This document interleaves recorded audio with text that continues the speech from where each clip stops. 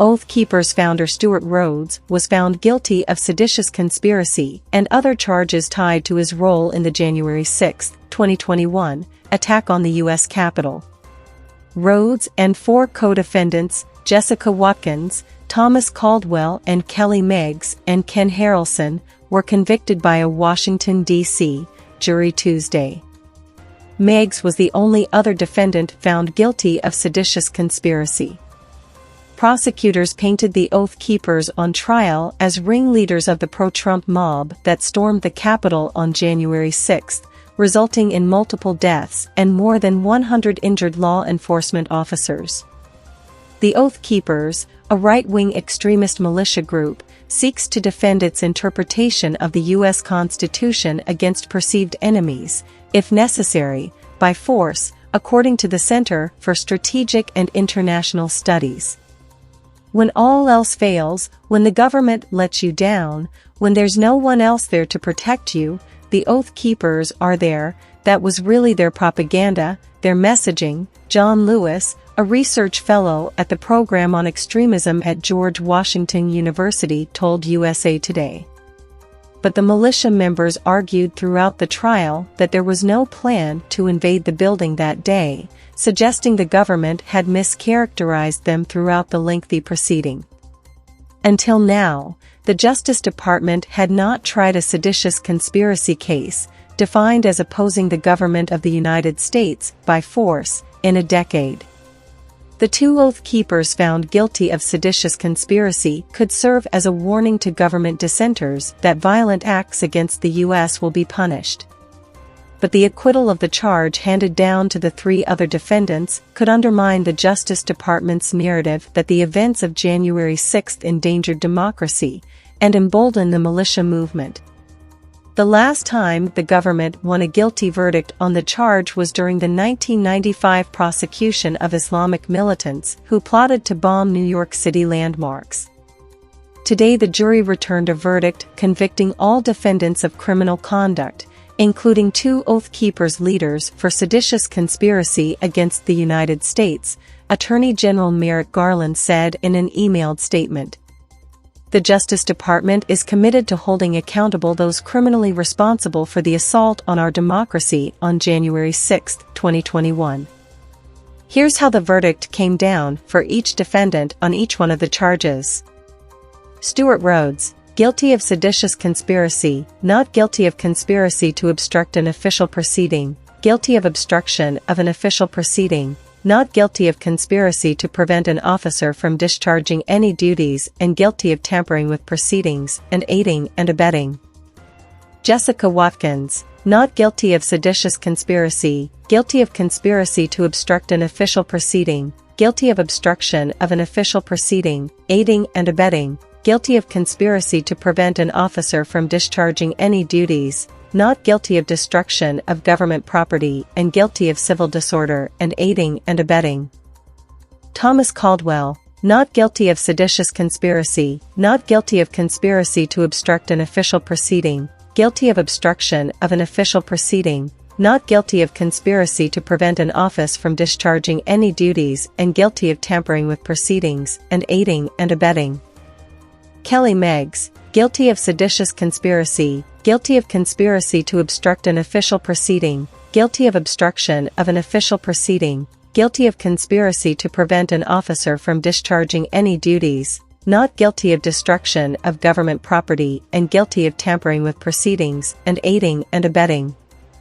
Ken Harrelson, not guilty of seditious conspiracy, not guilty of conspiracy to obstruct an official proceeding, guilty of obstruction of an official proceeding, guilty of conspiracy to prevent an officer from discharging duties, not guilty of destruction of property and guilty of tampering with proceedings and aiding and abetting. The Oath Keepers trial is the most high-profile case brought against participants in the Capitol riot so far. James Bright, Rhodes' attorney, told reporters after the verdict that he believed his client had a fair trial but thinks a different verdict could have been reached in another jurisdiction. The defense sought to move the trial out of D.C. several times before it began. In the government's 2.5-hour closing remarks, prosecutors zeroed in on the most weighty charge faced by the Oath Keepers on trial: seditious conspiracy.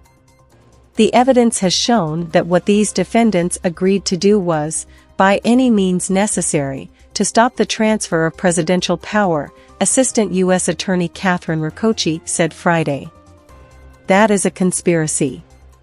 Prosecutors also alleged Rhodes, who founded the group, was the orchestrator of this conspiracy and the architect of the plan, emphasizing evidence shown throughout the trial that Rhodes coordinated Oath Keepers in several states to converge on the Capitol on January 6, 2021. For nearly 3 weeks, attorneys for the defendants made their cases, seeking to humanize the Oath Keepers members by pointing to age-related ailments, social media aversion, and gender identity as evidence they're not as dangerous or calculating as the government made them out to be. Rhodes, the group's leader, took the stand in defense of himself and the broader group. In his testimony, Rhodes, he claimed that the Oath Keepers who entered the Capitol on January 6 went off mission. It was not part of our mission for that day to enter the Capitol for any reason, Rhodes testified during the trial. Evidence presented during the trial revealed that just days after the Capitol attack, Rhodes tried to send a message to former President Donald Trump through Jason Alpers, a military veteran who testified he had indirect access to Trump's inner circle. In the message, Rhodes urged the president to invoke the Insurrection Act and be a savior of the Republic. Alpers told the jury that he did not pass the message along to Trump. Bright argued during his closing remarks that all 50-some witnesses called throughout the trial could not say plainly that there was an explicit plan to storm the Capitol or stop the certification of votes. Not one piece of evidence that the government reviewed showed an actual plan, Bright said. 2 other defendants, Virginian Thomas Caldwell and Ohioan Jessica Watkins, also testified in their own defense. Caldwell told the jury about his physical ailments, military service, and purported distance from the Oath Keepers. He is the only defendant on trial who was not a dues-paying member of the militia group. In an emotional moment at the end of his testimony, Caldwell broke down on the stand while describing his arrest and suggesting he feared that his wife would be killed. Watkins unexpectedly took the stand to express remorse for her participation in the events of that day and to distance herself from the government's conspiracy charge. At the time, I felt like it was this heroic American moment where we the people were going into our house and were going to be heard, Watkins told the jury. I basically lost all objectivity. I was just another idiot running around the Capitol.